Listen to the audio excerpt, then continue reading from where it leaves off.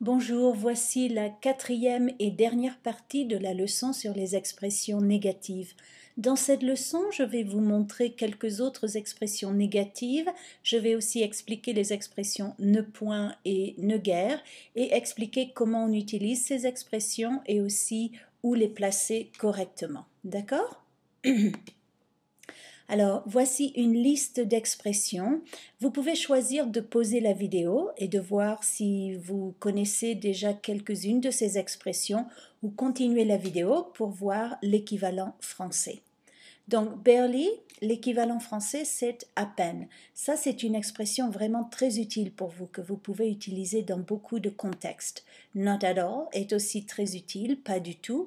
Not yet, pas encore. No way, pas question. Not quite, pas tout à fait.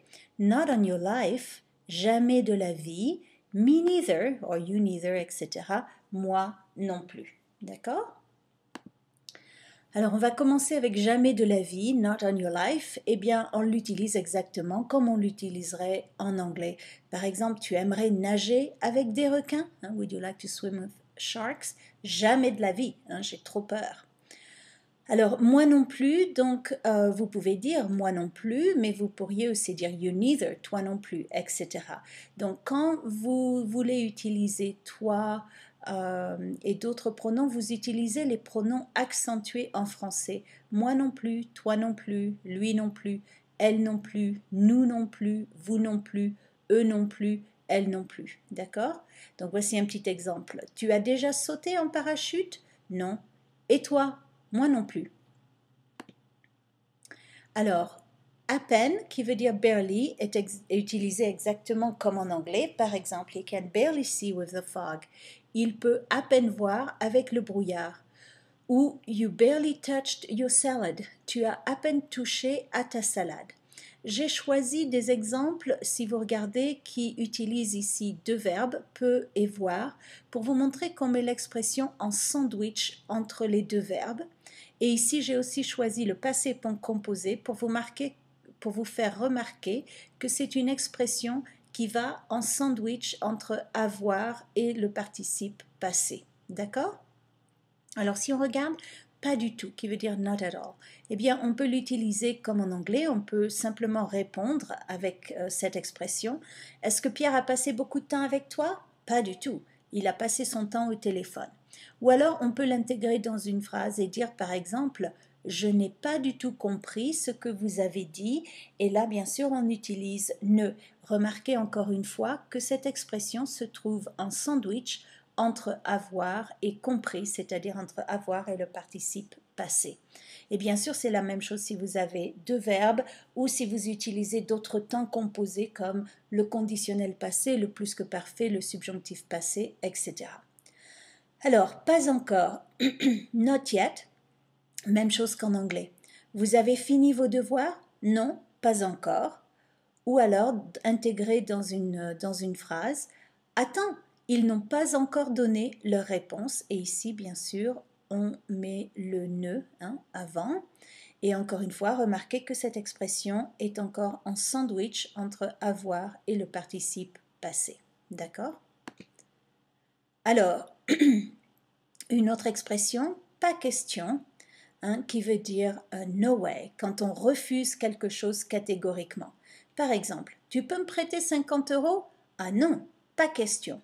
On peut voir aussi cette expression quand vous dites quelque chose comme It's out of the question for you to go out tonight ou quelque chose comme ça. Et les Français l'utilisent beaucoup. Vous entendrez beaucoup il n'est pas question que, et ensuite une clause. Ici, il n'est pas question que vous sortiez ce soir. Il y a trop de neige. Attention, quand vous dites il n'est pas question que, c'est une interdiction. Donc, vos verbes après cette expression seront au subjonctif. D'accord?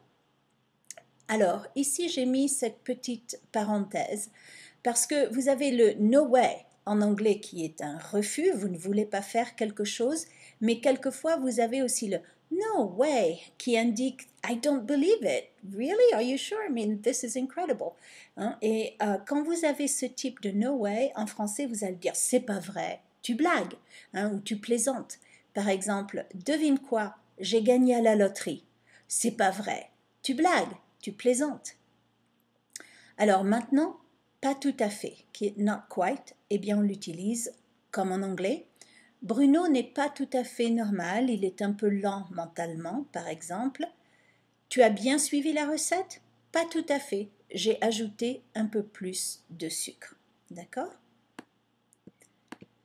Et finalement, nous allons voir ces deux expressions, ne guère qui veut dire hardly et ne point qui veut dire not or not at all. Alors, ces deux expressions, vous les entendrez quelquefois dans la conversation, mais très rarement. C'est plutôt des expressions que vous allez voir dans la littérature, surtout dans des textes littéraires et la langue écrite. Ou quand quelqu'un parle d'une façon extrêmement formelle en français. Alors, par exemple, c'est triste, tu n'as guère d'amis, hein, tu n'as presque pas d'amis. Ce chien malade n'a guère touché à son repas, il n'a presque pas touché à son repas. Je voulais juste vous dire que vous entendrez probablement un peu plus guère que point, parce que point c'est vraiment l'équivalent de pas. Donc vraiment quand les Français veulent dire hardly, ils risquent d'utiliser cette expression, hein, mais tout de même ce sont des expressions assez rares. Alors, ne point, not, not at all. Eh bien, par exemple, je ne prenais point de plaisir à faire cette activité ou il n'y a point de doute, cette femme est coupable. C'est comme si vous disiez je ne prenais pas de plaisir à faire cette activité ou je ne prenais pas du tout de plaisir à faire cette activité ou il n'y a pas de doute, cette femme est coupable. D'accord? Voilà, donc j'espère que toutes ces leçons vous ont aidé à mieux comprendre les négations en français et aussi comment les utiliser et où les placer correctement. Au revoir.